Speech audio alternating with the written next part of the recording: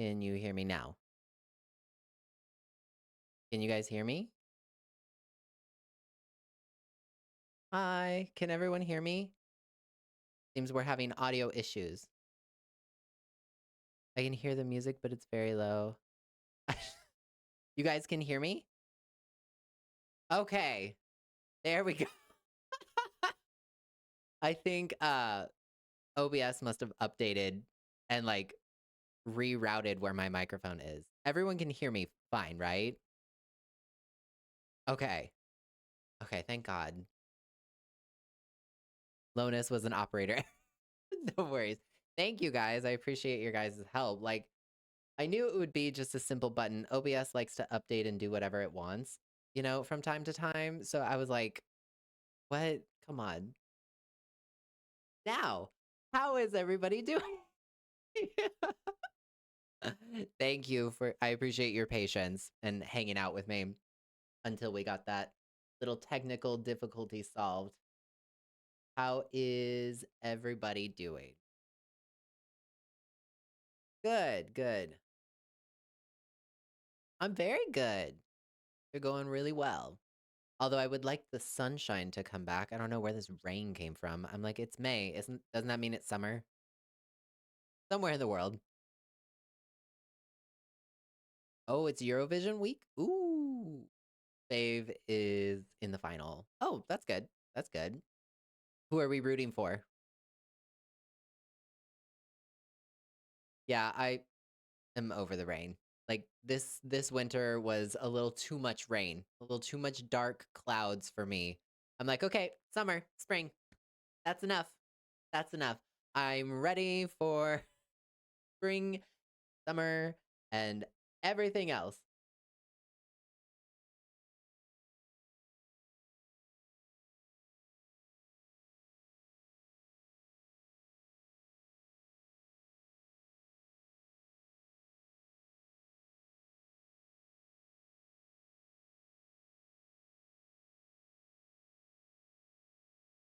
Now we're having Spotify issues. Love this. We're off to a great start. You know, it's welcome back,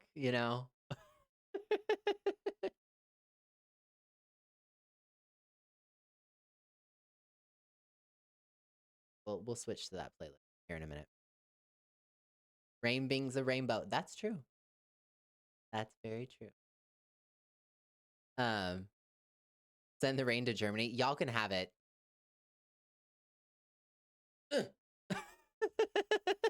I'm done with it. The sun was out for about 20 minutes and I went running out to sit in it.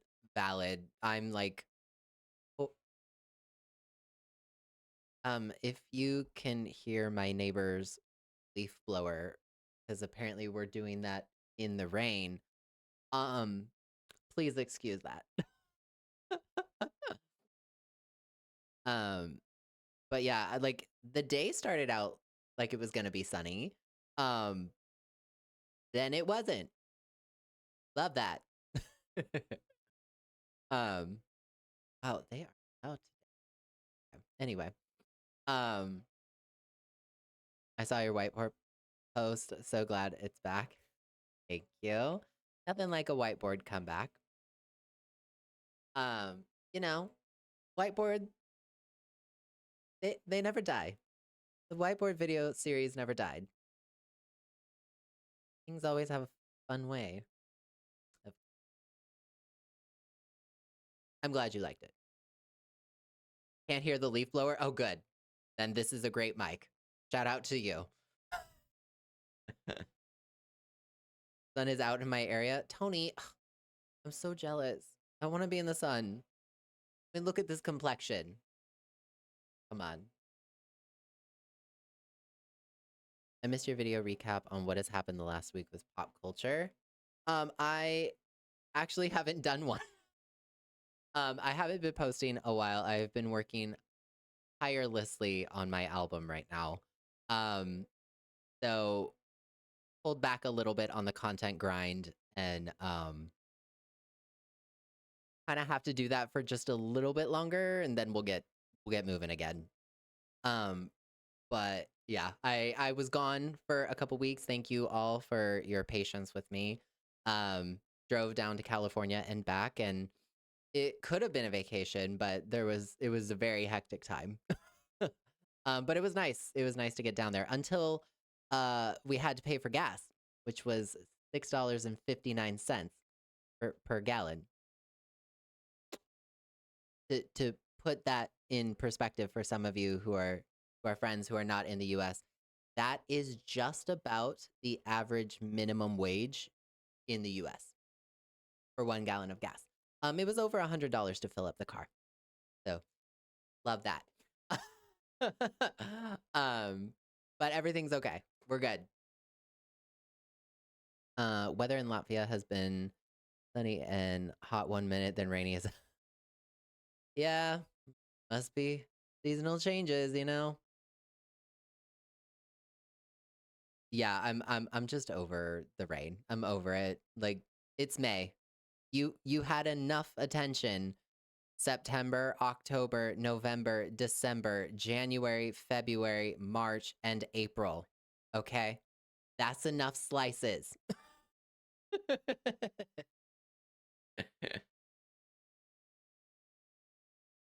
Can't wait to hear your new music. Thank you. Please, please look forward to it. I have so many fun things planned. You have no idea. Manifest good things with me, chat. Good things. Um, was boring without my streams. Thank you, Anxious. That's really, really sweet. Um, I missed going live as well. I meant to go live yesterday, but like I said, I have been working on some plans. And they got so like I was just going, figuring out teeny tiny details. And then next thing I knew, I was like, let's do it tomorrow. um, Sending you love, Tony. Hey, thanks for joining. Uh, every year I get more and more happy that my car is a hybrid. Same. Actually, when I bought my recent car, I didn't know it was a hybrid. And that was a very, very pleasant surprise. And I am so happy I invested in that now because where I live, gas is we don't need to talk about that. So, hi Gigi, how you doing? My jam is on. Yes, Honey is that song. Some of us have stans since the beginning. You know, some people are just catching on. It's fine, but the 12 of us who liked Honey since the beginning are having fun. Where's Carol? She will understand. Any sneak listens like you did with the story I've waited to tell from my new album? Who says I haven't posted one recently? Maybe you need to go looking. Who said I didn't post a spoiler today? That's fair, Anxious. I feel you. You love the whiteboard lesson? Thank you. I'm glad you guys like the whiteboard series. It's super fun to do. It is sometimes hard to speak that fast. But like they're so fun to do. And I was just like, I knew I needed to make a video for like TikTok because, it's been a little bit. And I was like, I got to do something funny. And every time I would see somebody talk about, Taylor's new outfits and like what it could mean and, all this sort of stuff, I was like, I would read the comments and they were all um, like, guys, she's in her bridal era. She's only planning her wedding. I'm like, I'm sorry, did I miss the chapter where women are only capable of planning a wedding and having not have where women can't have a job and plan a wedding at the same time? Like, excuse me? Or did we all just conveniently forget the twos and the plaid day outfits? Like, I was just reading these comments and I was just be like, hello, the choice forgetful. No, I can't. Where's the damn whiteboard? we I gotta do this. I'm in Missouri, so gas isn't insane yet, but it's definitely over $4 a gallon. Yup. I feel that. I feel that. $4. That looks like a vacation from where I where I live. It's over $6 here. Um, yeah. When I filled up the car in California, it was 6.59. If I go up to Washington, it's like 6.40 or something. In some places, it's higher. Um, Here in Oregon, it's over 6. You're lucky if you spot that $5 something. If if there's any sign that says $5 and like 91 cents or whatever, trust it will be crowded.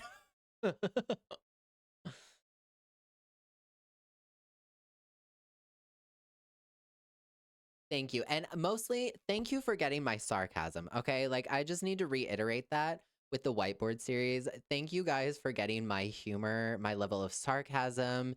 It is so refreshing that I can post that to a bunch of people who have the same level of humor. It's just great. It just makes it so much more fun. And I know that you guys eat it up. It's fun for me and it's fun for you. Why? Because fun is okay.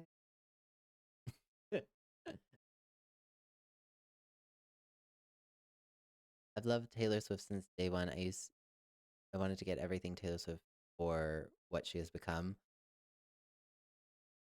Taylor, I mean, if you're caught up in that lawsuit about the life of a showgirl, this would be a great time to drop debut TV and do merch that way.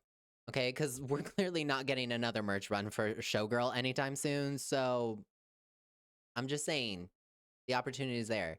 And I'm sorry, but debut is a summer album. I said what I said. There's a reason they launched her in June. I know the album came out in October, but they put it out in June. Okay. So I'm saying what I said.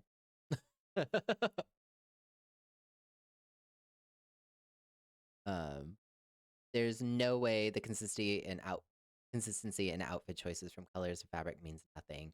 No, that's what I'm saying. Like if we take a look at drop them, right? Yeah. Oh, take it here. So if we like take a look at these outfits, you guys can see that, right? Let me know if you guys can see it. Taylor smirk in the photos is enough for me to clown, right? Like that's just enough.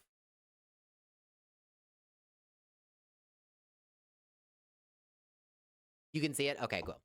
Um, so if we look at these outfits, like there's very much a consistency. I know that iHeartRadio Music Awards is a little bit different. Um, because like it's very debut, but I want to talk about the iHeartRadio Music Awards outfit in particular because the reason I made my whiteboard video about the double Easter eggs and uh, convenient Easter eggs is because that is a prime example of one. We know that the Life of a Showgirl's main color has been selected to be orange, right? She's made that crystal clear, orange, orange, orange, but she's used a lot of complementary things. Like instead of using the orange heart, she uses the red fire heart to build her brand around visually and socially around the record. So the reason I hone in on this particular outfit is number one, it's her first like official public appearance of the year. She could have done something for Opalite. She could have done something for Elizabeth Taylor. She didn't. She posted about it on social media and she didn't even I mean, she barely posted she didn't post anything about Elizabeth Taylor. It was all Taylor Nation. And Taylor always talks about her singles in some kind of like small post, right? So her first appearance is her wearing green. This is what is a convenient Easter egg. The styling can resemble something like a cowboy boot a little bit, like around the chest and midsection, but it's mint green, which goes along with Showgirl's complementary color of mint green. But she has always associated green with her debut record because the album artwork is surrounded in nature. Her photography was done in nature. Nature is green. There's color association. We can get into color theory later. Um, so with that being her first major, hey, look at me of 2026, her 20th anniversary, to me, that gives much more merit logistically for her to be like, hey, pay attention to this thing. Um, the lacier and silkier outfits that she's wearing more in her street style now is, to me, giving new era in the future, like in a distance. But because it's very black and white and beige, it very much resembles things like the Tortured Poets Department or Reputation. She's wearing a lot of black recently.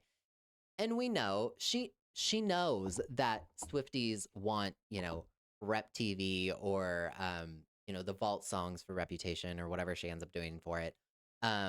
Or those song, changes that happened on Apple Music with the lyrics, which has still gone unexplained. Or, walking out in that blue outfit, and then we have this mysterious cloud countdown thing that disappears, which has again gone completely unexplained as it stands today. So, my sort of thought is if Taylor Swift is gearing up for something, this is what she does. She's very good at positioning herself into multiple different projects, so that fans talk about it. Like it only works in her favor. And so, she goes through these periods of iHeartRadio Music Awards, then she dips a little bit, and then she comes back with the New York Times uh conversation thing, right? Or the article, which she actually posted about on her Instagram. She didn't post anything for Elizabeth Taylor. She did reposts of what Taylor Nation did. So clearly, these are the things that she wants us to see. Exactly, Briz. Like, Taylor Swift is a level of celebrity now where she can be seen when she wants to be seen and hide when she wants to hide. Um, that has to do with security. There are lots of logistics and stuff in the industry about it. But these pap walks are from the industry. It's very common for celebrities to tip certain paparazzi to be at a certain place so that they're photographed in a certain way, at a certain time, and with Taylor Swift in a certain outfit. That's very like that's just kind of part of being a celebrity in, whatever. It's not a bad thing. It's, when the paparazzi is like hounding her, you know, right outside her house, or, they show up at her friend's wedding and that fans, hound, that puts everybody in danger. That is not intentional. Um, these For her to be seen multiple different times in multiple different similar styled outfits in such a short period of time after this big public appearance. I've talked to you guys before about peaks and valleys in activity. This is like textbook pre-launch in the music industry. I'm not saying anything's coming tomorrow, but it's very interesting that this is happening as we inch closer to her actual 20th anniversary, which marks the debut of Tim McGraw. Um, and so, while yes, her album is her 20th anniversary of her debut record, her actual release 20th anniversary is next month because it's her debut single, right? So it could be that we get debut TV much sooner, or she announces it around the 19th, which is also, by the way, the same week that she is being inducted into the Songwriting Hall of Fame. Like it's in that same 5 days. So if she's gonna mark a period of activity, it's gonna be around a period of time where people are already prepared to talk about her. And that is like, that's extremely textbook celebrity. That's textbook. I mean, Olivia Rodrigo just did this. Okay. So like, she's been quiet, and then she started slowly coming back, and then she did that Vogue interview, then she dipped a little bit, and then next thing you know, it was, you know, uh Drop Dead, and then it was the music video, and then it or the album, and then it was the single, and like so you have to start here to build a buzz for here. Um Same week as Toy Story 5. Like all of these things sort of align very interestingly. And as we have seen in the past in regards to Taylor Swift specifically, when everything really starts to align in a way that we didn't entirely predict, like I don't think anybody, a year ago would have said, "Oh, she's definitely going to have an OST song in Toy Story 5 or something." Um but as we inch closer and these things start to add up, that's when my sort of like, "Wha- oh, okay. I see what's going on here." And that's not me trying to be like a know it all or like I know everything, but like eventually the 20 years in the music industry myself is going to kick in. um, so like this type of, styling is just very interesting to me, and to be like consistently I said, why are you not well, whatever. Um,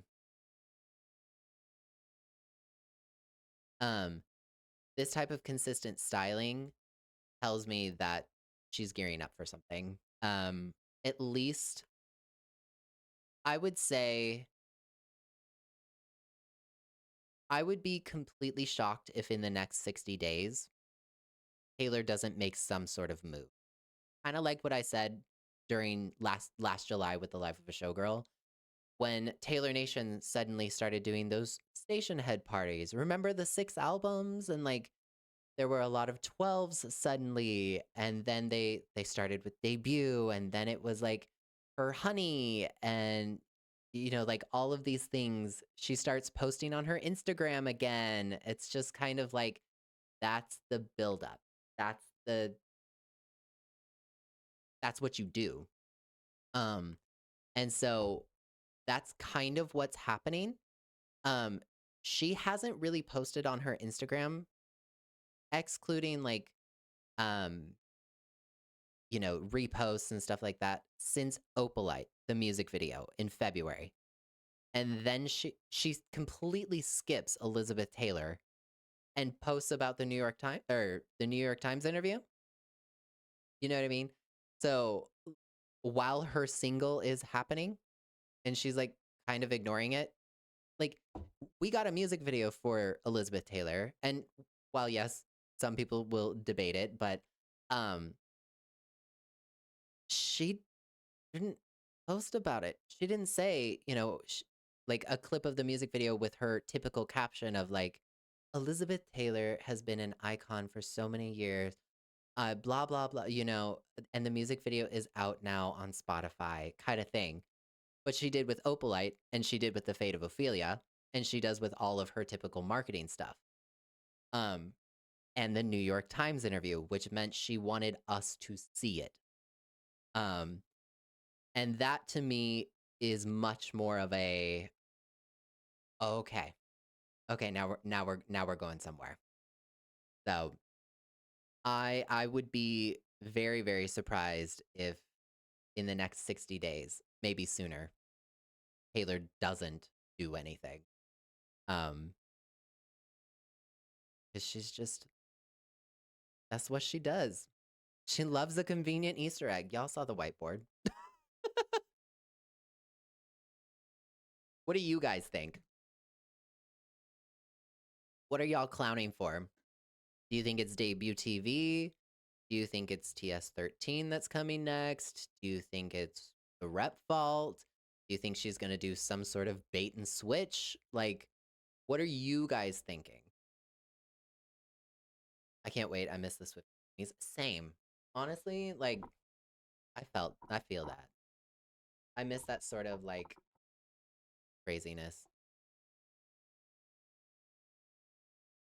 When I was making the whiteboard video today, I was looking for that picture of her in the orange outfit in Paris. And I was like, miss the days when, you know, it would start, and we wanted to know what bodysuit she was coming out. That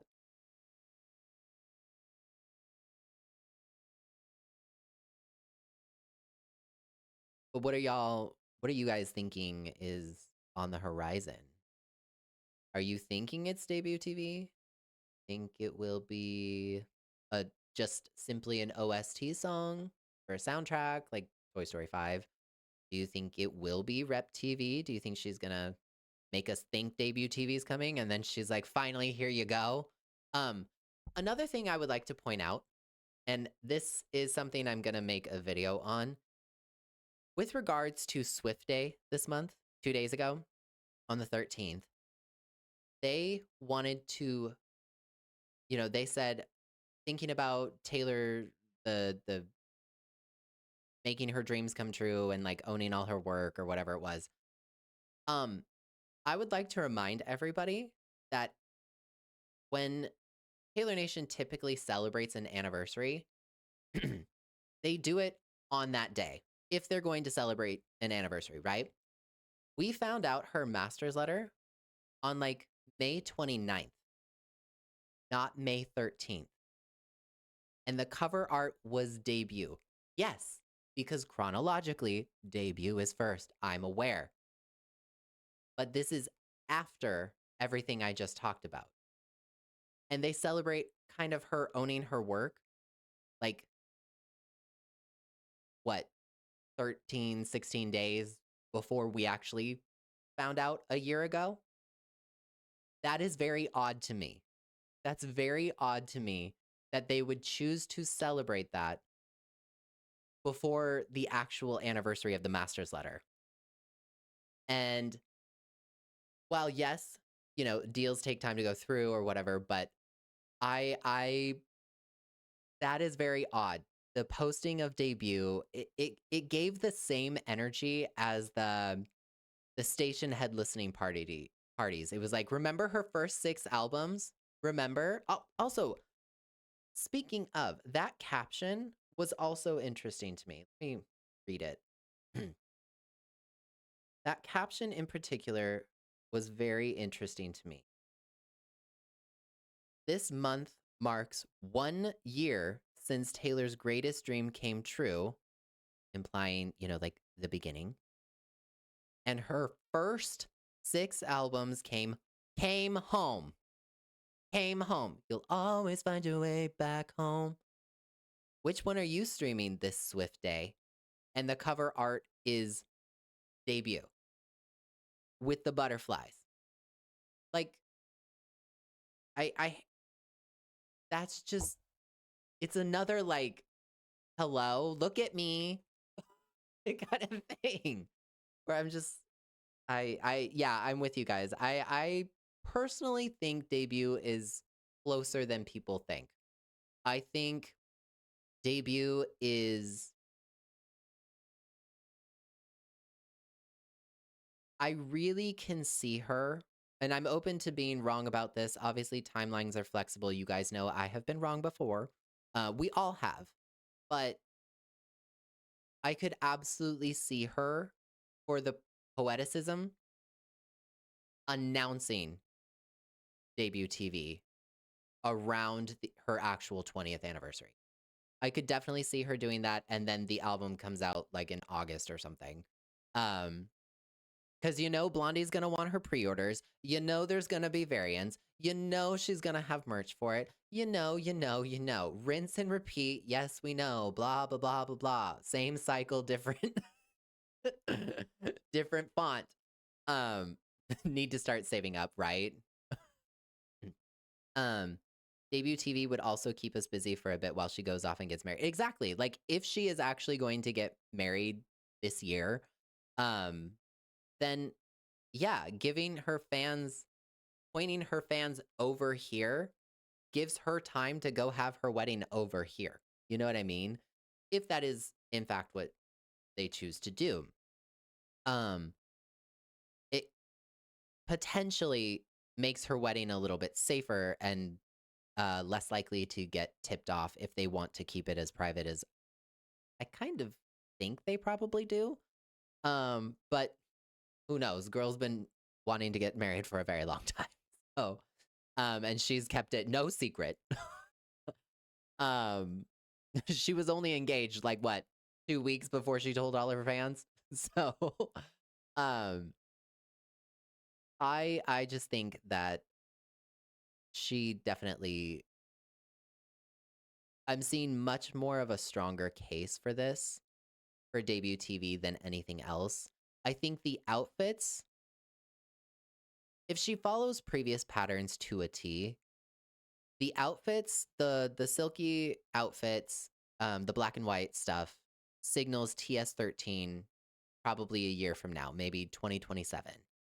Um the green and everything signals an activity, and rise in activity to me signals debut TV sooner. Um and a lot of people are saying, it could be the vault songs from Reputation as well. That's kind of what the double Easter egg does. She's very good at this, giving people something that makes them think this, but it could be this, or the thing that we're not thinking of. You know what I mean? I mean, Drake just dropped 3 albums. Maybe she did TS13 and TS14 at the same time. Who knows? I doubt, by the way, that she would do that. We know Blondie loves her charts, and that would just. But never say never, I guess, with Taylor Swift, right? My theory is debut TV and Rep Vault this year, and then TS13 end of this year or next year. Then she'll go on tour. I hope she goes out on tour again. I miss her. God, but getting tickets for that. Moment of silence for all of us. If they're going to get married this summer, I also don't think she'll be out of the public eye for very long after either. Travis's football schedule won't allow for an extended honeymoon. And true. And they may also take a honeymoon like later. A lot of couples take honeymoons over a year or more later. Um, we know that both of them love their jobs and they're very career driven. I could absolutely see them, you know, getting married and then delaying their honeymoon for some other time. Um, I wouldn't be surprised that she puts out debut TV, so we are distracted, which I'd love because she deserves to get married without chaos, and that's why I love that we know nothing about the wedding. I actually fully, completely agree, Anxious, and I think most Swifties feel similarly, especially ones who've been with her for a long time. Um, I feel like most people, most Swifties kind of love hate love that we don't know anything. I think people love to see her happy and in a relationship that makes her feel good. And but I also love that people love to kind of imagine, who might come to her wedding of her friends, or um what styles she might do, or that type of thing. I think a lot of that is harmless. It's when you get like super parasocial with it, when you like legit want to know, and like um all that sort of stuff. I mean, I said this last year. We are not invited. We're not invited to the wedding, okay? And that's okay. Um very clearly we are not invited, and we will not pretend to be invited. But I think people sort of like just jokingly curious about, our close personal friend Taylor Swift. What her wedding might look like is I think that's fine. Um Grizz. I've been a fan since 2010. I want to know nothing about the wedding until she tells us. That's kind of where I'm at. I don't I have no cart in the race, you know what I mean? I I love the way she announced her engagement. She got to have it, she got to experience it. It was her and her family, and then she told us when she wanted to. I hope she does the exact same thing. Like, I hope it's like your English teacher and your PE teacher got married and it's their wedding photos. If she even wants to do that. Um, Although I feel like Taylor would, but we'll see. Um, I told my therapist this. Taylor has made me so happy with her writing for years and years, and now it makes me happy to see that person happy. Okay, that retweet, frame that.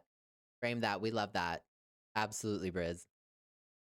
I don't think she's gonna hide the wedding pics and such for very long afterwards. She's going to share eventually. We just have to wait for it. I agree. And truthfully, there's gonna, if she has the big wedding that she's been joking about, just inviting everybody. Um, Her words, not mine. Um, I have a great week, Briz. Thank you. Um, I I feel like she knows that those pictures will get leaked pretty quickly. Um, so I could see her posting about it pretty quickly.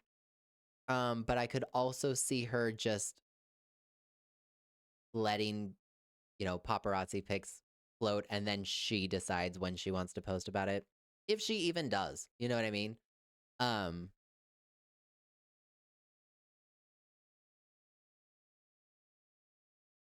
Listen, I would love to know things about her wedding. Anything from Taylor, I'd love. But if keeping it to themselves feel better for them, then I'm totally fine with that and I respect that. Exactly.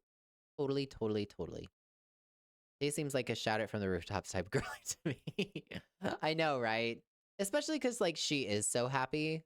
Um, and honestly,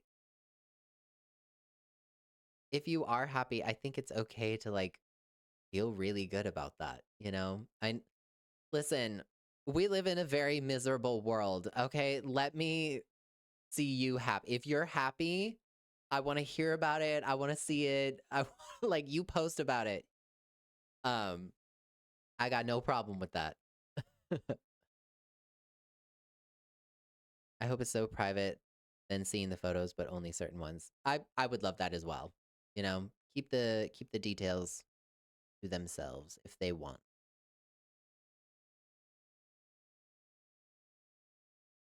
Totally. Everyone has a right to live in joy. There is a lot of reasons to feel very bad in this world. Tons, plenty. But that's why you got to hold on to the joy as well. Um, Even if that's something as simple as getting married or eating a great meal that you like, or you got an A on your paper or something. High marks. Is anyone still watching New Heights every week or so? I love that. I um I actually don't, but I do see like the clips on social media and stuff. They're always funny. The viral clip that I love right now is Kylie like locking in when uh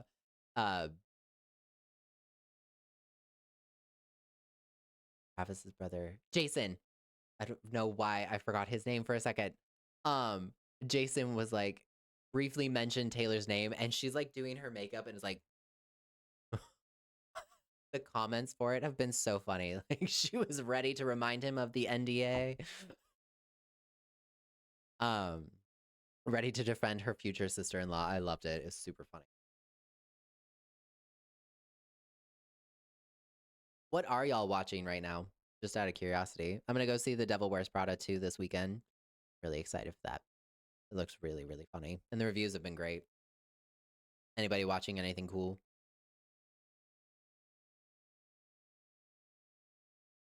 I wouldn't be surprised if I wake up early one day and why can I not read?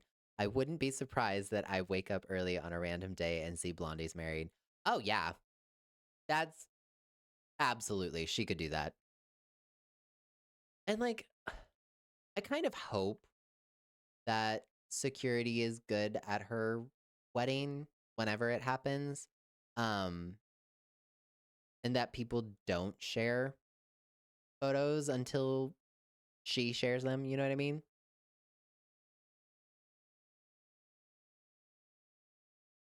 I think that that would be really, really nice. We watched Remarkably Bright Creatures. Oh, I don't know that one. That's cool. What's it about? Really bright creatures. Is it? That sounds like it would be animated, but I'm gonna assume it's not. So sorry. House Tour is a bop. It really is. It is the vibe. Sabrina Carpenter gets my level of sarcasm. She understands it completely. I'm very grateful for her. I'm like, if you understand Sabrina Carpenter's level of petty and sarcasm, then you get Jonathan Miller. You totally get it.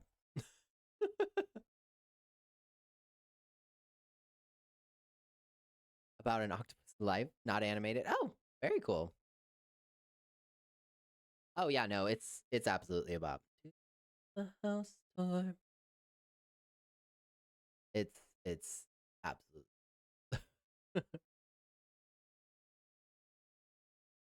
Oh, what did you guys think of Gracie Abrams' new song? I saw you guys chatting about it before the stream started. What'd you guys think? Her songwriting has evolved tremendously for the better. Not that it was bad to begin with. I have to wait EDWP. Oh, Devil Wears Prada to be on streaming because the closest cinema is 2.5 hours away. Valid, valid, anxious, valid. Love Gracie. It was good. I can't wait for the album. Yeah, me too. Like it's so pretty. And like from a songwriting perspective, like the words she chose to end her phrases are just like so ear pleasing. Um Especially that clip that she was posting in the beginning before I heard the full thing. I was like, God, okay, girl, pop off. I mean, like it's really sad, but um, but she sounds really, really good, and I like this like very much upgraded level, and like "Daughter from Hell" has me very intrigued as an album title. I'm very, very intrigued about that. Um, yeah, her voice is so good. Like I cannot get past sometimes how fast she evolved from like when I saw her as my Eras Tour opener in 2023 in Seattle. She only had a couple song or a few songs at the very beginning, and she like kept her shoulders really high and like she was the first opener, and so it was her and then Haim and then Taylor. And so like she was walking up and down the stage, and she just seemed like still very, very nervous, but also, excited because like what an awesome opportunity. Um, and then by the time I saw her in Vancouver when she was performing like That's So True and everything, I was like, who is this lady? What? The evolution in confidence was incredible. It's like good for her. She grew really fast. Good for her. Yeah, she was super timid, but then she just like skyrocketed. Um, and the thing that I like about her new song, um, is that sometimes, sometimes when artists have a very big hit, especially pop girls, because they're held to a different standard for some reason. Um, but that's a conversation for another day. Um, Sometimes when artists have a really big hit, they get a lot of pressure from the label to replicate it. You need to go in this direction. You need to do what sells. You need to do, this, that, or the other thing. And then their first single from their next album sounds really similar. It gives sort of like the same vibe as their big hit. Um, Sometimes this can work really well, sometimes not so much. What I like that Gracie did is That's So True is definitely her like biggest hit so far, right? And instead of trying to replicate That's So True, she took the songwriting of That's So True because people gravitated to that bridge, and she built on that in this song. that is taking your hit and elevating it. I'll be curious to see how the song does because it really is pretty. Um, but she did I think she pivoted the right way. Um, the most recent like sort of example I can think of somebody replicating what they previously did. It's kind of like if you guys know Ariana Grande's song, she had this like huge hit with Problem, and then she did Focus, and they feel very, very similar. Now luckily she pivoted again and went to Dangerous Woman, and that worked out excellent for her. Um, but um, kind of like, and this is not shade. I absolutely love this song. Um, but Sabrina Carpenter and Espresso, and then going to Manchild. Um, or Please Please Please, and then Manchild. While the songs are different and Manchild definitely has much more of a country influence, Short and Sweet had a country influence if you listen to the whole thing anyway. Um, but it really went into the same style of um humor and, you know, sort of like song format as like Espresso and Please Please Please. And it's not that it was bad, like Manchild did very, very well, obviously. Um, but I would love to see Sabrina do something different for her next album. Um, instead of what works. Which sounds like I'm being harsh and I'm not meaning that. Um, I hope you guys understand what I'm saying. The best example I can give you is Problem to Focus. I think that was just that was a okay. Which, by the way, Focus is a bop, so I didn't personally complain, but I do understand pressure from. You're just as big as them in my eyes. Oh, that's very sweet of you. Thank you very much. I hope you guys have fun this next era with me. It will be very fun. Yeah, like it's not a bad thing, and I get it. Like you have to sell records, you have to um if it ain't broke, don't fix it kind of thing. And you gotta, you know, do what you gotta do. And it's good to expand on that. Um, but unfortunately, female pop stars are held to this like impossible standard to where people want to see them rise, and then as soon as they rise they want to see them fall, and then they're expected to overcome that, but they're hated while they're overcoming it, and then it can be appreciated like 10 years later. It's the same cycle, different font. And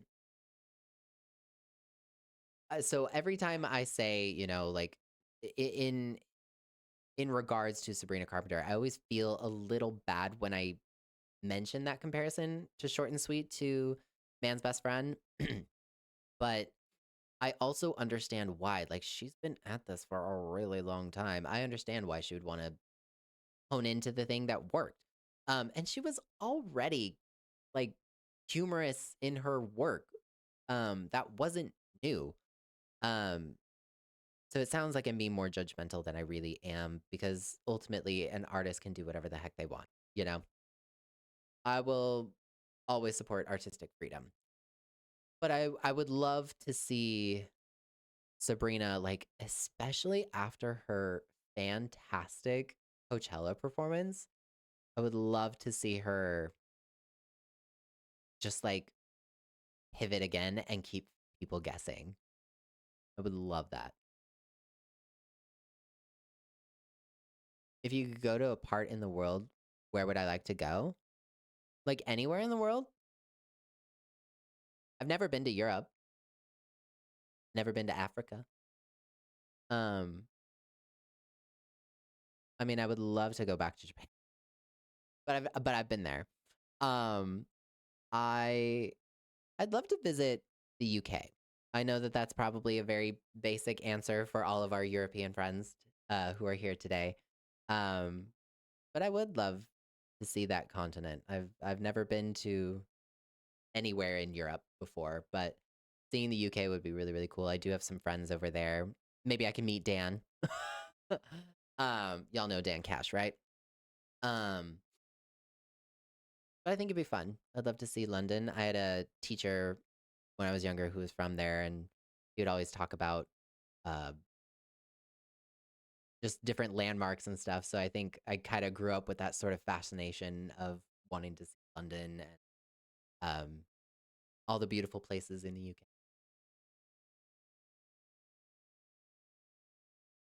Anxious. Taylor would be crucified if she did what Drake did. Uh huh. You don't think there would be an instant dialogue about chart hogging immediately? E- exactly. You know what's up. I love Dan. Hi, Tink. How you doing? How are you feeling? Welcome to the party.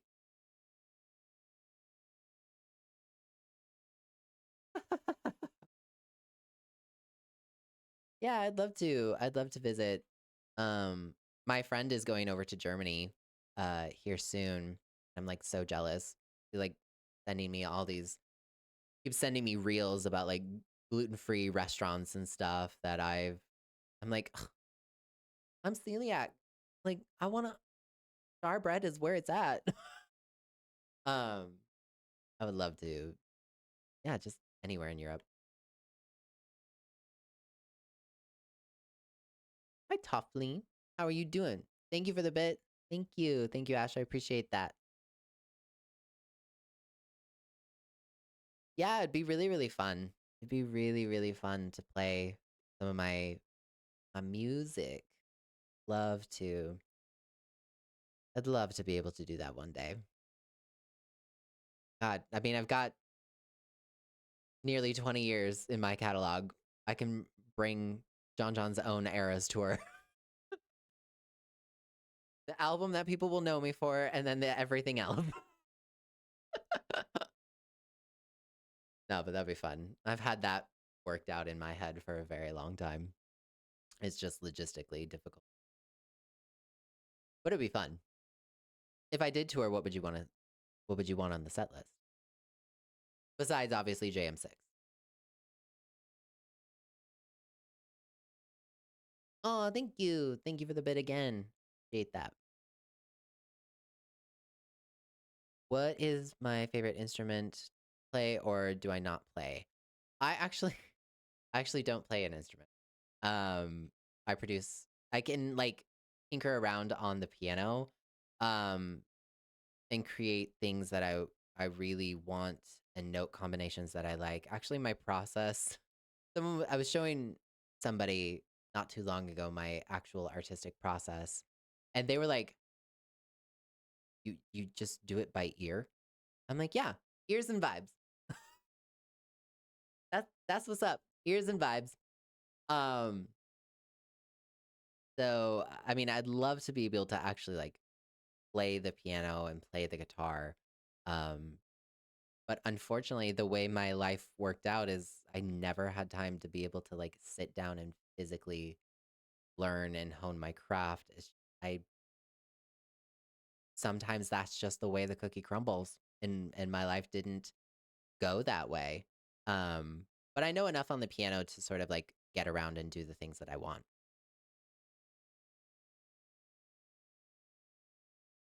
Thank you. Thank you. Damn good for ears and vibes. Thank you. What made you want to go into music? Did you wake up one day and want to just sing? So that's a great question. For me, I have always been obsessed with music. I grew up during that sort of like country pop explosion in the 90s when I was a little child, and then that like bubblegum pop explosion in the late 90s. So I was always enamored with, um, you know, pop hooks and how songs were created. And I was the weirdo that would that I wanted the CD so I could see who wrote the song. Like, um, learning through osmosis and stuff. And literally, this sounds so silly, but I've always loved writing. I've always written journals. Like, I literally wrote, I used to pretend my Power Rangers were um, in their own TV show, and I would literally write scripts or synopsis of episodes and things like that. I'm a big writer. And so there was literally one day in seventh grade when I was 13, I thought to myself, I wonder what it would be like to write a song. And so one day I came home from school and I had some loose leaf paper and I wrote a little song called My World, just lyrics and melody. I literally just came up with it in my head. That sounds ridiculous, I know, but that's how it came. And, it was basically poetry with a melody. And I still have all of those songs. I call it my original 32. I have it in a special little binder. And these were all songs that I wrote when I was 13 that just had like lyrics and melody. And I just kind of went from there.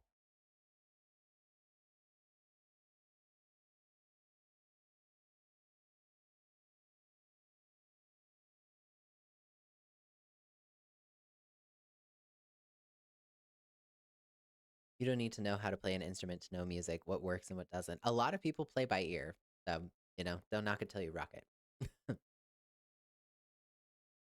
I did that with too, with seeing who would write the songs. I think it's fun. I loved seeing who wrote stuff. And um as it stands, or as it would happen, that I would look in booklets so much that like certain names would start to appear a lot in different genres, and a lot of the artists that I listened to, like a lot of the songs that I really, really loved, I started to notice were written by the same people, like Max Martin, Andreas Carlson, Kara DioGuardi, Charlie Midnight, um, you know, and then it was like by the artists themselves. And I always loved songs that were written by the artist, because back then it wasn't as common for you as the artist to write your own music. That was something that was like a privilege you had to prove that you could do in the industry. And so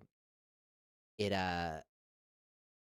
that's sort of just kind of how I became familiar with Max Martin from a very, very early age, and why I always kind of looked up to him. And as I started writing, when you become with somebody's familiar with somebody's style of writing, you start to notice little things that they do. And the biggest thing that I noticed with Max Martin that would always appear in every big song that I loved was he would have a teeny tiny drop just before an explosive chorus.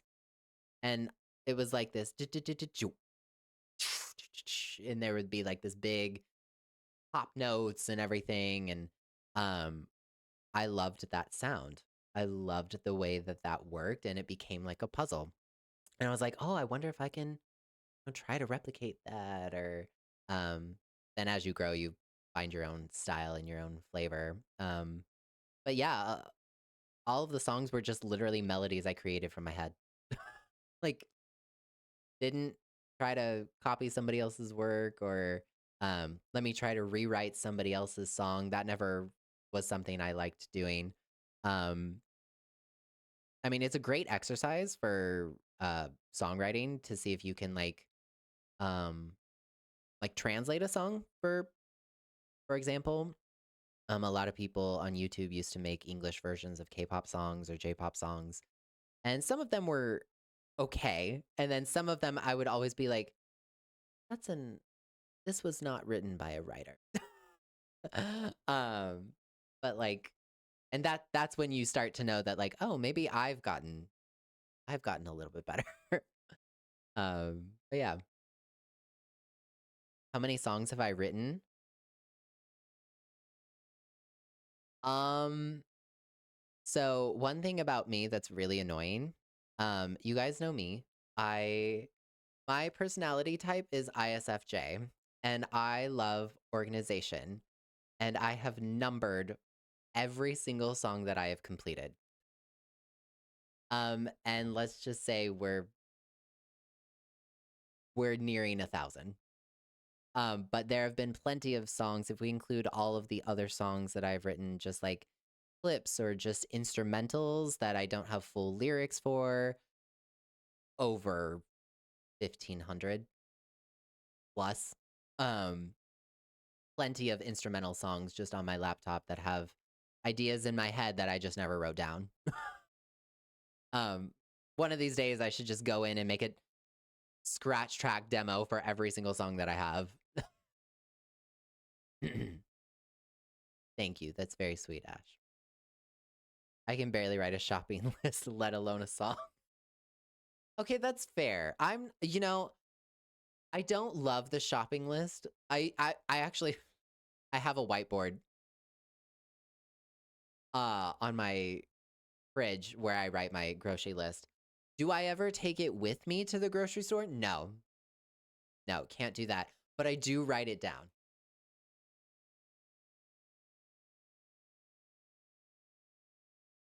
Can we hear all 1,000 songs? You know what? Maybe after this album, we'll do something where we dip into the past catalog and you can see some of my less than stellar lyrics.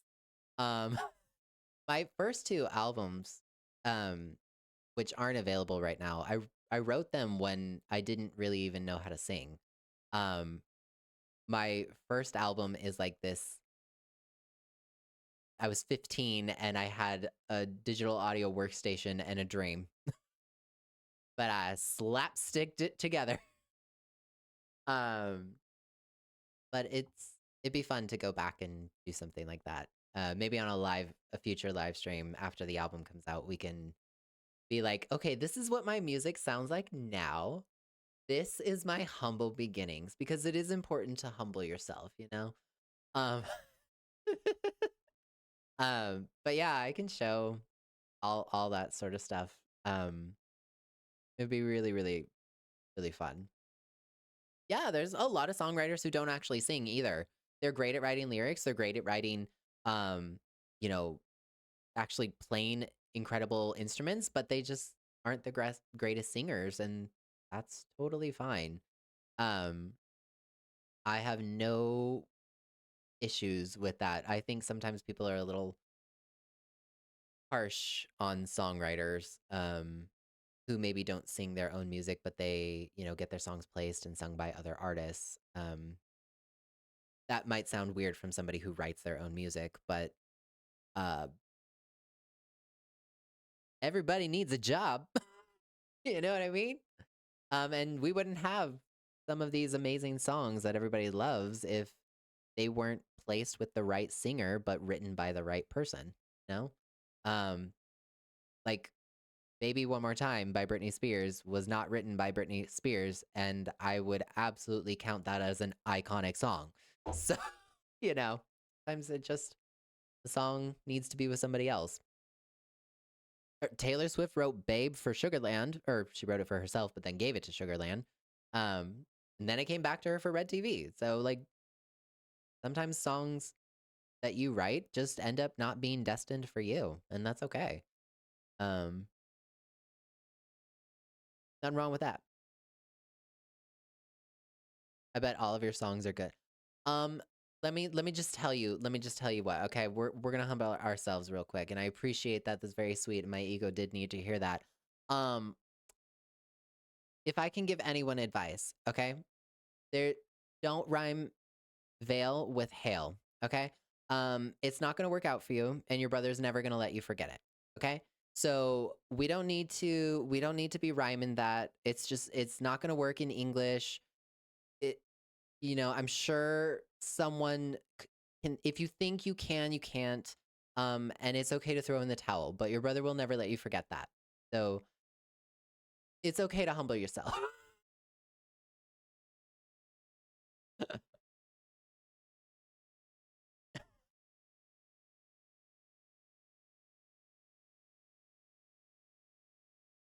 Oh, and I will say, I do have one songwriting pet peeve. I do have one songwriting pet peeve. And there is only one artist that has ever aced this, okay? If you're going to write a song that ends in the word again, or again, and then your rhyme surrounding it has a long A sound, like rain, pain, slay, whatever, and you say again and not again, the song has to be deleted. Um, I'm gonna have to say no. Um, Nothing will bother me more than that. I know that it works if your accent naturally produces that again sound. Like, I know some dialects in the UK say again more like again, and that's perfectly fine. You sing it all you want. You got it. But if no, I only Bridget Mendler has ever done this correctly in Hurricane.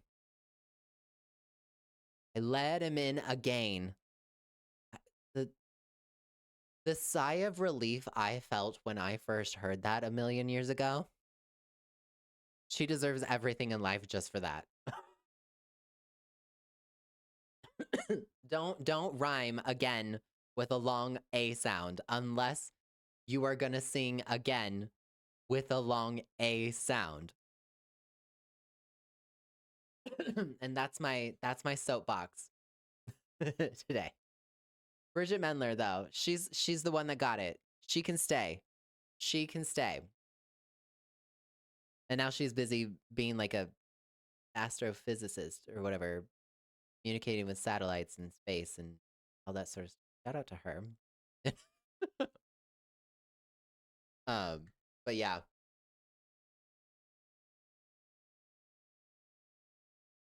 Were you a Disney or Nickelodeon kid growing up? I was kind of both. Um, I I frequently watched both. I think more so Disney. Um, Disney Channel because like my dad was a very big Disney adult, a very very big one. And so like Disney Channel also like just growing up in the golden age of Disney Channel was like so much fun. Um but I loved a lot of Nickelodeon shows. Um Especially in like the late 2000s. Um which was my favorite show on both? Oh my god. So many like Disney Channel had a lot of my favorite shows. I mean, I loved Lizzie McGuire, Hannah Montana. Um, there was a show in the 90s called So Weird that I absolutely loved. Um, I loved, oh God, Famous Jet Jackson, That's So Raven, Sweet Life, Zach and Cody. I already said Hannah Montana. Wizards of Waverly Place. God, that show was so. Alex Russo was a mood. Um, like so many, so many. Nickelodeon. Um, I mean, Victorious, I absolutely loved the Amanda Show. Um, I'm having to like comb through things in my head. iCarly, uh, um, I am totally blanking on Nickelodeon shows. There were quite a few. It doesn't sound like there's a lot, but there were quite a few. What about you? Which one did you not like to watch, but everyone likes? Um, I was never big. I know this is gonna date me a little bit, but I wasn't huge on like the Wild Thornberries. Um, Although Liza was great. I wasn't huge on like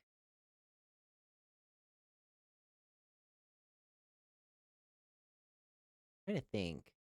There were certain shows on Disney that I didn't watch either. There was like a period in the mid 2000s where shows were kind of like a hit or miss because it was transitioning out of that like digital millennium bubble sort of style and going more into, you know, post recession. Um but like I don't know. I'd have to like look at a list. Um yeah. What about you? Did anybody else watch Disney and Nickelodeon? Any favorites or shows that you were not a huge fan of? Loved Xenon. Paisley Taste. I absolutely loved the Xenon movies. Cletus Lapidus. I loved the Xenon movies so much. I'm a big space nerd. Like I love space. If you listen to my music, you'll find a lot of space references. Um I love Xenon. Teen Beach Movie, nice. Nice, nice, nice. High School Musical, I loved High School Musical. I loved High School Musical because, like, growing up at that age was great. Growing up during being in high school at the actual time of the High School Musical franchise was great. I loved it. It was so fun. It was so cheeky. And while everyone's worried about being cool, me and my friends would be like, there's gonna be a night to remember. I loved it. Oh my god, it was great. The second movie is the best. I will say that. Camp Rock. I went to Disney World right after Camp Rock released. There was a karaoke thing for like the kids to play. The amount of times that they were singing We Rock was hilarious. Not enough This Is Me. I was very disappointed in that. No Disney's, but We Rock, We Rock. Oh my god, it was so funny. I was actually at Disney World when Demi Lovato premiered her first music video for Get Back. So I have every time I hear that song, I remember being at the Yacht and Beach Club and just like watching it with my family and being like, this girl already has a music video? Didn't she just drop a movie? Who is she? You know what I mean? And then like being impressed by her voice. Um, which one did I like more? One, two, or three of High School Musical? Two. The second one is the best. I said what I said. Although the third one is great. I love the third one. Um, but I loved the second one. That is a feel good movie.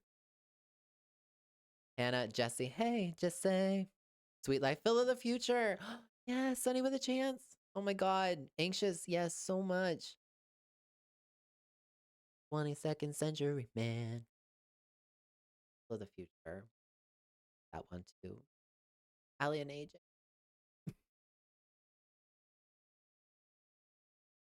Disney World. Yeah, I was at Disney World over in Florida. Corey, I watched Sweet Life on Deck, Xenon, High School Musical. Yes. Sweet Life on Deck was great. I thought that was a great spinoff of Sweet Life of Zach and Cody. Um, I think they did a great job. And it gave us Debbie Ryan. And she made history. Somebody in the chat gets that. Which one do you like better, Disney World or Disneyland better? Um, so remember how I said my dad was a Disney adult? Um, I've been to Disney World a few times, and I gotta say I love Disney World. And no joke, the reason I love Disney World the most is this shouldn't shock you, okay? Most of you found my content through the Eras Tour recaps, but it was because I loved World Showcase. I could visit different countries and like get caught up in different cultures, and like obviously y'all know I'm a weeb, so I loved Japan. Um, and I loved World Showcase, and then it was like connected to Future World. hated the golf ball ride, but scared as a child. Don't enclose me in a space. Um, but Future World and then like World Showcase, different cultures and rides, and like yes, I know now older that like a lot of that is commercialized, but um I just I have always been fascinated by people's different cultures and languages. I loved that. I love Disney. I have not been back to Disney World, I think, since like 2008. Mostly because I just kind of avoid Florida. Florida. Yeah, Disney World is fun. There's so much more to do. I mean, it's obviously very expensive and um but the the rides are great, the worlds are different, and I would say I love Disneyland, I do, but I miss California Adventure being California. I know it's like Pixar Pier, and I accept things change, I understand, but um I miss California Adventure being California inspired. Like, um, the pier was just like felt like the Santa Monica Pier and like all the different rides, and I do kind of miss that. Shake It Up, Austin and Ally, Live and Maddie. Valid. That's valid. Oh, I liked Austin and Ally. I don't think I ever saw the end of it because by that point I was like traveling back and forth to LA and doing music stuff. But um, shake it up. Shake It Up gave us Zendaya, so we must always say thank you for that. Um, did you like Wicked Part 1 or Wicked for Good Part 2? And what is your favorite song from your movie? I liked both. I liked the whole thing. I I don't fully understand the hate that the second movie gets, but maybe that's because, I wasn't, you know, I don't know, but I love both of them. And I know this is going to sound again cheesy, but I mean, Cynthia kind of ate down with Defying Gravity. I'm sorry. Those notes that she hits and then she hits them live like it's nothing for her. And the cinematography, like hello. Or No Good Deed in the second movie. I'm sorry, but Cynthia Erivo, she just kind of like did that, you know? um I love that. She did a fantastic job. What about you? Austin and Ally jumped years ahead and suddenly they had kids. Does it really do that at the end? They have kids together? Don't touch my book. I felt when she said that. I'm not gonna lie. I think people hated it because people don't know it was the whole story, and the second half isn't always like Ari killed it. Yeah, I think Cynthia and Ariana did a great job in those roles. Um, I know some people may have felt differently, but not me. I think they did a great job. I think the whole cast was great.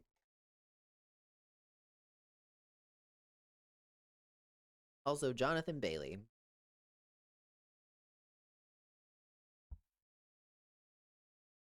I don't need to say any more than that. Um, but yeah, I I I liked Wicked. I would love if I would really love for more of the Oz novels. While I haven't read them myself, I think the lore and the stories are really really cool from what I know of them. It'd be cool if they could get made into more um more films. I know that they've tried in the past, but um I mean Return to Oz is I have seen that, and that is a much more truer to the book.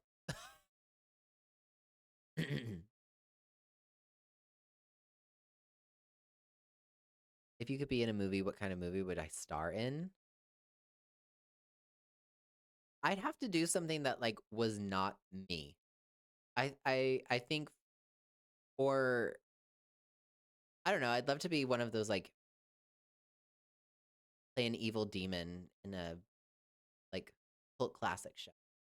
Like put me in Supernatural or Buffy the Vampire Slayer. um I'll be an evil demon. I can be evil. Um but I'd love to play something that wasn't me. You know what I mean? I think it would be harder for me to play myself than it would be to play somebody completely.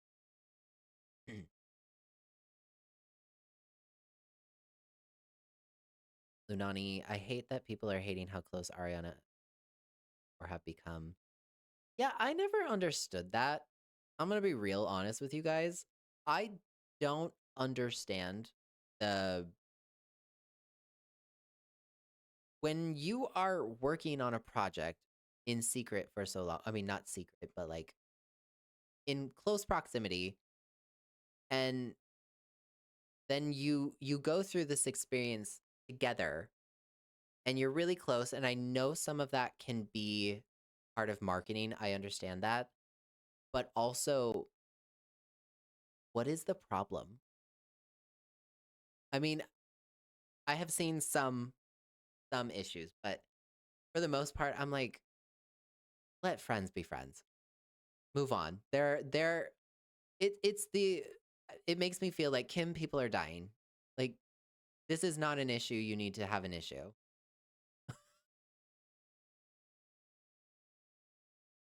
No, I absolutely hate scary movies. Do not put me in a scary movie. I will not watch a horror movie. It will stay in my head like psychologically. Do not put me in a horror film. Especially gory. No. The answer is flat out no. If I am put, if I'm ever in one of those reality or those TV shows where they're like, "Oh, and we're going to jump scare you." Nope. I will sue you. No. I I could do suspense. I could do suspense. But specifically like scary that are slashers and gory, no. Put me in the romantic comedy. Okay, let me see the happy ending. Let me be in the fairy tale, fantasy. Life is scary enough. Okay? Have you gone outside? Have you looked at the gas prices? Life is scary enough. I don't need to watch about how scary life is. I don't need to be in a scary movie.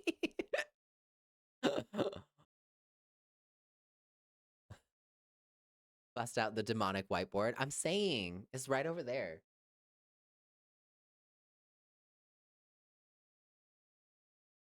It's over there. I love it for them that they found each other and became so close. Yeah. And also they're like their voices are beautiful. Like they got to finally be two iconic characters from stage to film. Like I understand if you're not in Broadway, maybe you don't understand just like how big it is that Wicked finally got made into a film, but like I'm not either and I understand how gigantic that is. So just like let them be friends. I'm glad I'm not drinking anything. At myself. Thank you. Yeah. No, I don't need to do scary films.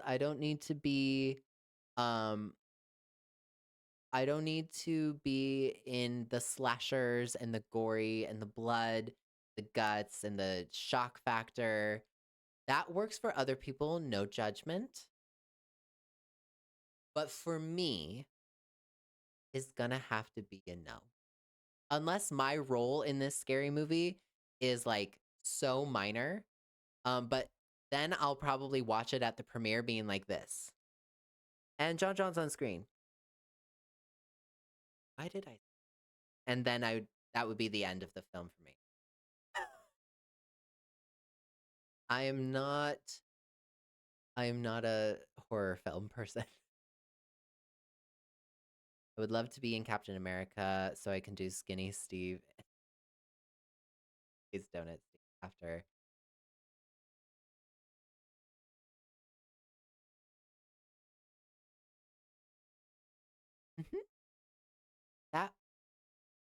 sounds lovely. I think that is a great idea. Um, yeah. Chris Evans. That's all I got. Anyway. Do you like a surprise birthday if someone did that for you and scared me? I would not turn down a surprise birthday. I think that's different because they're not scaring you to like actually um, horrify you. They're surprising you with something nice. They thought about you and it's a very thoughtful act in my person. Um Hi Squishy. Yes, sorry, it was supposed to be yesterday, but things changed and now I'm here. Next week it'll be Thursday. Uh but I'm here. Hi. Um I would not turn down a surprise on my birthday. Surprises on birthdays can be fun. Um, I mean, it depends on the surprise. If you're doing it to like actually shock and horrify me, then no. No thanks. You can keep that. A scary house, a haunted house. I've lived through a haunted house or two in my day. Yes, Wishy, if you can. We need that first badge back. I hate my birthday, so I would hate any surprise. And you know what? I fully respect that. Some people absolutely hate their birthdays, and that is completely valid. Um, I personally love my birthday. It's like the tail end of summer, it's September 6th, and it's sometimes it's Memorial Weekend, sometimes it's the week before. Um, and it's nice. The weather's usually great. I love my birthday. Do I believe in aliens and ghosts? Girl, bestie. Like we are floating on a rock. That's basically a speck of dust in the scheme of the universe. You're telling me we're the only thing out here? No. No. No. Like statistically, I do not see how that is possible.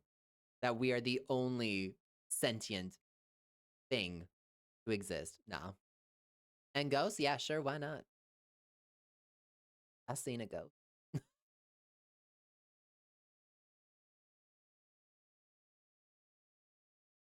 I want to crawl in a hole when they start singing at my birthday. Anxious, I get that. I know people who are the same way that just don't like the attention. They just don't like, getting older or even just the conversations around it, the yada yada yada. But I personally like gifts. One of my love language is gifts. So I have no problem with my birthday. And I get to eat cake and hopefully it's ice cream cake because ice cream cake is superior. I said what I said, or just ice cream. That's fine. I don't need the cake. Um, in fact, my family growing up knew that I was not a huge fan of cake. I didn't really start liking cake till I was older. Um, so my cakes on my birthday were just always ice cream. I love that. It was great.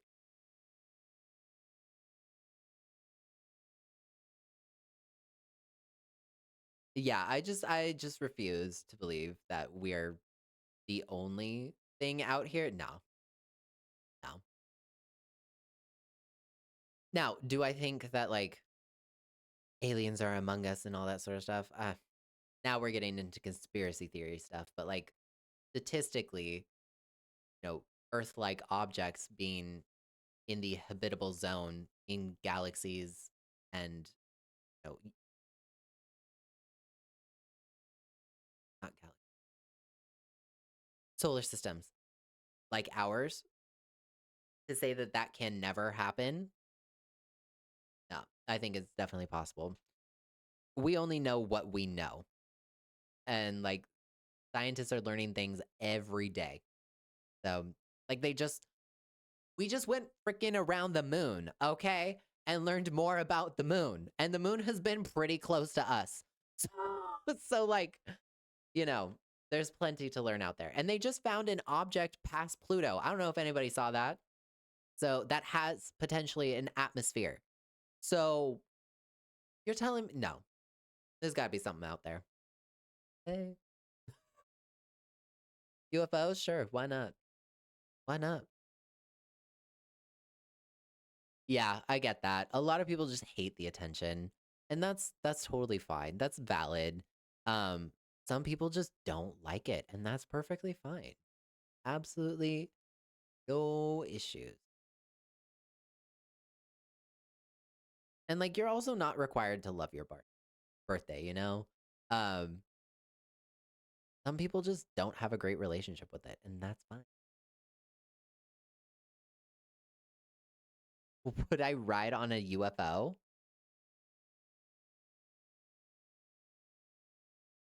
My songwriting brain went somewhere, and I'm just gonna leave that alone. I please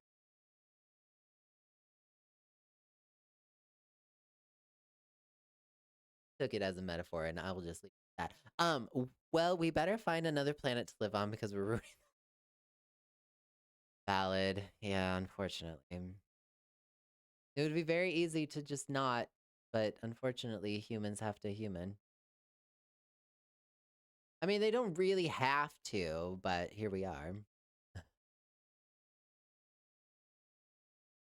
Yeah, I know. But we gotta do what we gotta do. Yeah, that's fair.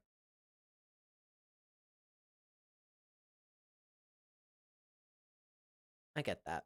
I get that anxious. Completely get that. Yeah, we go to another planet and we start ruining that one. Or we could just like do better on the one we have. Call me crazy. I know. Maybe it's the Oregon boy in me who grew up with like recycling being number one, which yes, is by the way. Um, but Oregon has a lot of laws about nature preserving. So I grew up with like save the planet and global warming and all this sort of stuff. So I'm like, yeah, we could just take care of the one we have. That's always an option. I'm saying, like, not hard. Recycle correctly and like protect the environment. The only one we got, you know?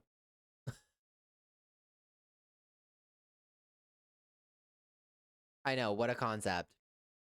Who knew? Who knew it would be possible? Oh, wait.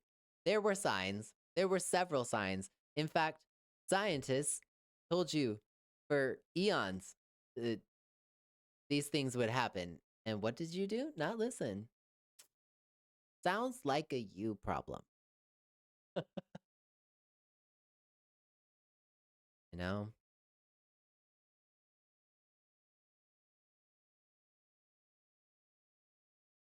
Oh, yeah. I mean, think about, like, I think about lockdown during the pandemic where, like, greenhouse gas emissions dropped, where, you know, certain plant species started to come back because people were not, you know, being people. And now we have billionaires trying to wipe out forests for data centers that we don't need. Um, like, all y'all have to do is stop using AI. I know, I know. Easier said than done. Um, I saw a video on TikTok this morning that was like billionaires, and it's like this dude out in the forest. Billionaires when they see a forest. How can I kill all of this? I was like, now do the skit. Now do the parody. That was funny. Um, like the data centers are just like hurting so many people. Like they're being forced out of their homes, not to mention what we're doing to animals. I don't know how I got on the soapbox, by the way.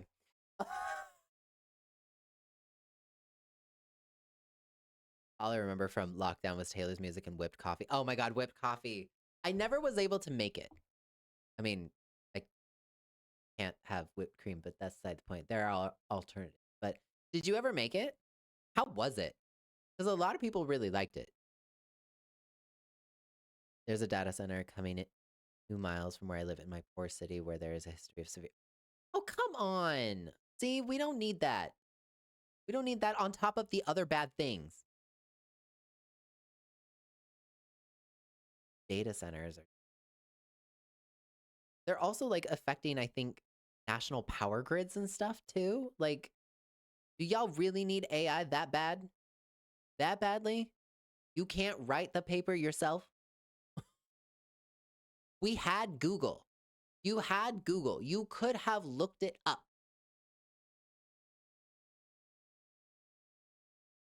Every day I get more and more anti-AI. Iced coffee, hands down. Not a question. I am not a hot coffee drinker. If I drink hot coffee, it's either because, say, that kind of sounded good, or more likely, something is wrong.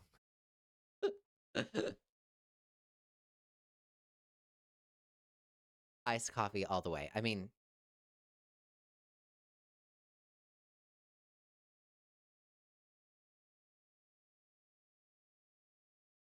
if I don't make the joke, somebody will. So, um, iced coffee, like when I worked at Starbucks when I was a barista, my friends used to laugh at me because I would show up and get my frappuccino when it was snowing outside. They'd be like, "What is wrong with you?" Me too. I love ice. See, you get it. I'm just saying, like, iced coffee is where it's at. And I am also extra annoying because I like extra ice. People be like, "Oh no, I like light ice." Not me. Load it up. Load it up. I want it to stay cold for as long as possible. And then I need a towel to wipe off the stupid condensation because I hate that. Addicted to my routines. What can I say?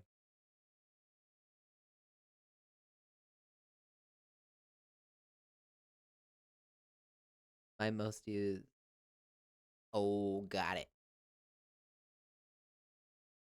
What do you guys? What do you guys feel? Are you hot coffee drinkers or iced coffee drinkers, or are you like tea drinkers? What one? Which one are you guys into? I need to know for research purposes. I don't drink coffee. I do energy drinks. If I'm drinking coffee, something is wrong. Okay, that's fair. Do you have a favorite energy drink? I love my coffee. I also love matcha, but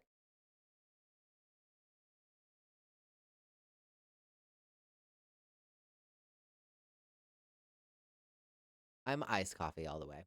Iced coffee, please. I need it. I need iced coffee. I like hot coffee, but love a cold coffee drink too. That's fair. Fair. Both are okay. Hot coffee is okay for like it needs to be like the right mood for me. Like it needs to be the fall and it I need to be like at the coffee shop, I think. And like, the temperature has to be no. um yeah, it has to be the right condition. It's a brand I don't think you have in the US. Battery Tropical. Don't know it, so probably, but that's cool. What flavor? Just out of curiosity. Dance move on the dance floor? I don't think I have a specific move. Having fun. Both iced coffee and hot coffee.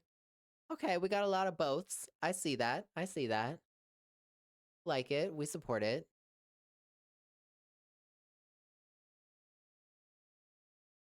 There's something about being in a coffee shop, it's like being in a bookstore and yeah, right? Absolutely.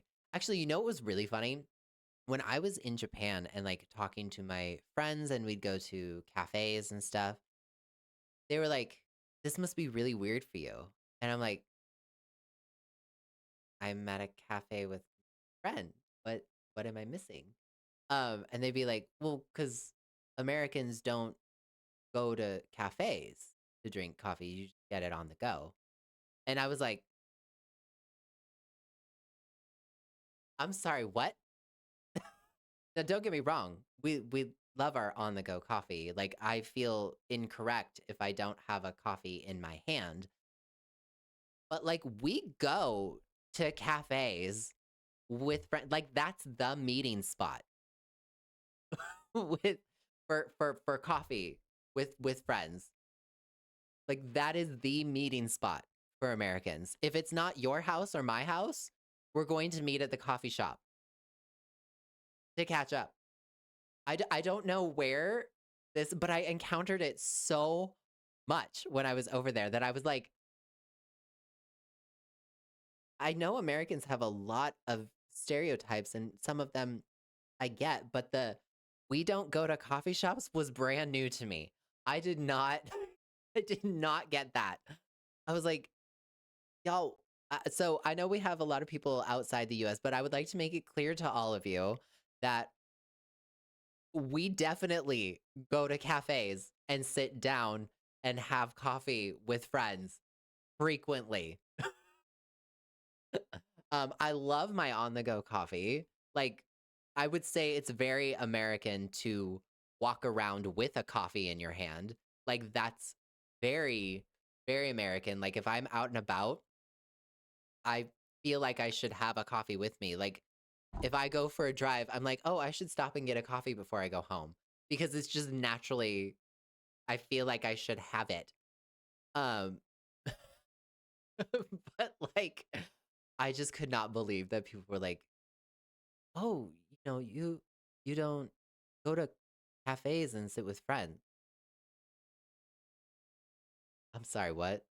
It was one of the funniest little, like, cultural quirks that I found over there. It was so funny. As a barista of 20 years, you get it. No, I get that. Yeah, we go to their study, meet people, quiet time, like, it is the meetup place. I would say it's very American now to make the most cold and bland cafes. Finding cozy indie coffee shops with quality and fresh coffee is hard but possible. That's fair. Okay, I can see that because there is sort of an embrace for um lack of character, but I think it's a little bit easier for me being in the Pacific Northwest because like we're so coffee driven here. Like cafes are always very warm, always like natural and inviting. Especially like in Seattle.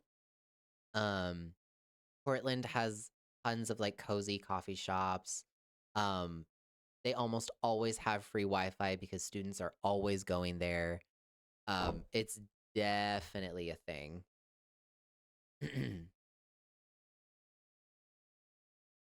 Yeah, that's fair. I think the convenience is definitely an aspect to it, um, for sure. Especially like the more commercial the coffee brand, but it is definitely possible to find the indie. But finding a good coffee shop that has like really good smooth coffee that has like care and thought to it that doesn't go super super super super fast, like you said, convenience, that can be a challenge, but that may be harder to find, but we definitely have plenty of cafes. You should. Oregon's a great place. It's not without its problems, just like anywhere else, but um, if you come, you should come in the summer. It's I don't know how you feel about heat, but it is stunning in like July. July is great. August, sometimes we have what's called the August haze, um, where it's like it's so dry that there's this like haze above. Um, and it can be really our hottest month is August. But Oregon is beautiful. Like say what you want, but there's a lot of trees.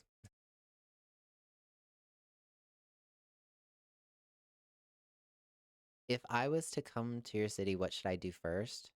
Do like Portland? Um Portland has changed a lot. Um it's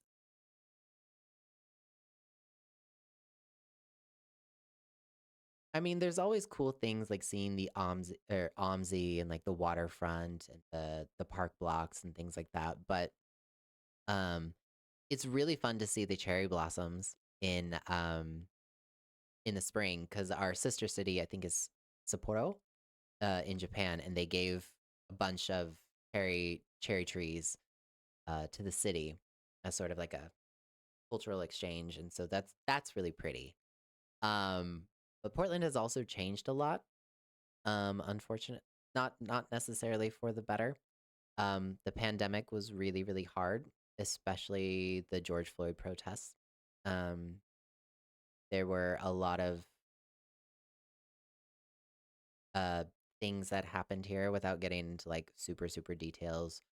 Um, because I don't want to misspeak, but a lot of violence that was not done by the public happened here. When unfortunately our president like took over the city, it was a nightmare. Um, Black Lives Matter, y'all. That's all I'll say about that. But it has recovered in a lot of ways, and it still has a long way to go. But there's a lot of beautiful things still to see.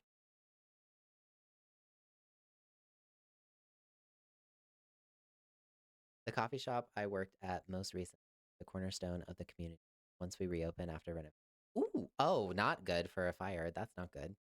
Um, oh, well, I hope that that'll be really, really good. I hope it opens soon. Colors in Oregon are vibrant this time of year, and there's so many parks. Yes, absolutely. Like honestly, one of the reasons I say come to Oregon in the summer is because there's just so much outdoor stuff to do, like hiking, biking, the the trails are filled with flowers and everything is green and it's just beautiful and blue sky. It's the only time we see the sky.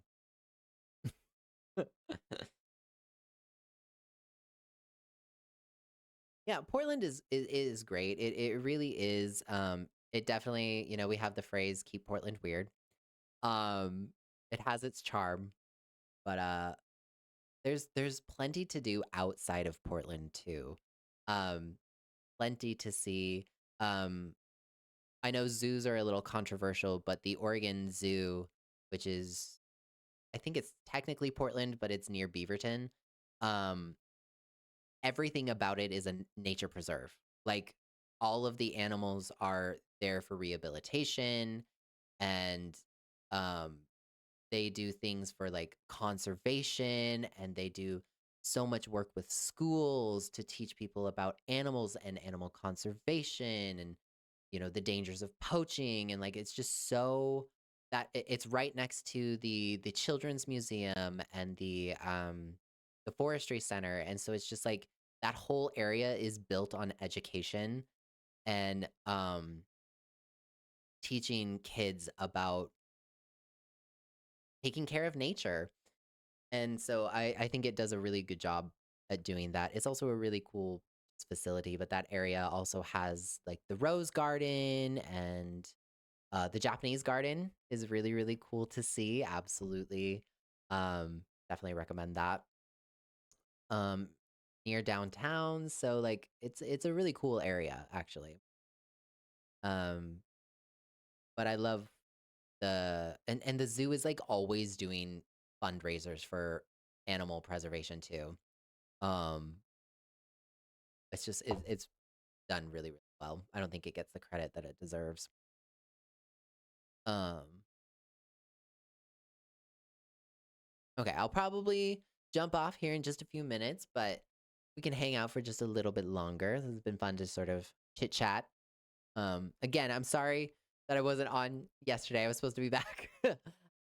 But I'm working on some fun things that you will find out here in the future. Um, but thank you for being with me or today. What are some great places to visit in Seattle? Seattle is, I mean, the the waterfront is just so fun to see. Like the there's the aquarium, there's just, Pike's Place, which is really really cool. Which is like a big gigantic shopping market. Like even if you're not seeing a show at Lumen Field, just like walking by Lumen Field to see how gigantic it is really cool to see. Um but yeah, so it's good. There's definitely many many things to see in the Pacific Northwest. Anytime I hear Seattle, all I think about is TLOU. LOU. Girl, what is the acronym? Oh, I'm too tired for that.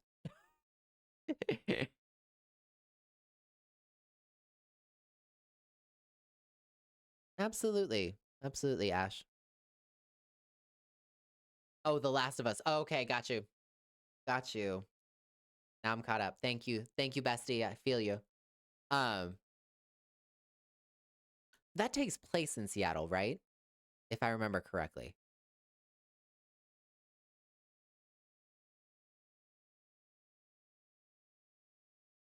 I think. Or at least like one of the settings. Am I getting that mixed up? Can't remember. You need a cold coffee? I do. Honestly, I do. And actually after this I'm popping back into the studio, so um but I do think that this is probably where I will sign off for today. Thank you guys for hanging out with me. This was really fun. Talking about music, talking about um, all the craziness that Miss Taylor Allison Swift is up to and what she might be up to. And just like chatting about coffee. Love that. But I hope you guys have a fantastic weekend. The VOD, in case for anybody lurking or you missed something, it should be up tomorrow. Um, and yeah, keep your eyes peeled. Blondie is clearly up to something, and I'm sure it's going to be fantastic, whatever it ends up being. But yeah. So thanks for watching and thanks for hanging out with me, guys. I hope you have a fantastic week, and I will see you on back on Thursday at 2 p.m. Pacific time. Uh, back to our regularly scheduled live streams and live parties. Um, maybe next time we'll dive back into Minecraft, and you guys can see that. So after our stream, I went back into or I somehow the world didn't pause and a creeper blew us up. So we lost everything. And it was too late, so we literally lost everything. So we can definitely jump back into that. But all right, you guys, have a great weekend. I will see you in the next